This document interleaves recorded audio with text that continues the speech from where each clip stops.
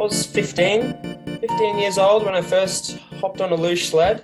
I had no idea about the sport previously, but I loved it straight away. It's so much fun, and you know the attention it forces you to have on the way down is quite a thrill.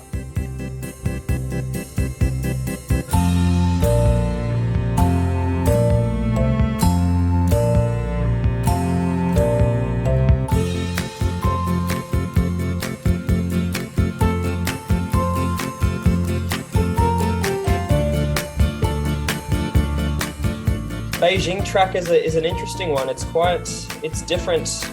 I would say it's more different than any other. It's very long. It's all the corners are open, and I guess all sliding athletes slide from feeling pressure on the track. Instead of relying on the pressure on the way down, we're relying on more steering points. But I like the track. It's a lot of fun. It's got some very technical points, and I think it'll make for some interesting viewing come the Olympics.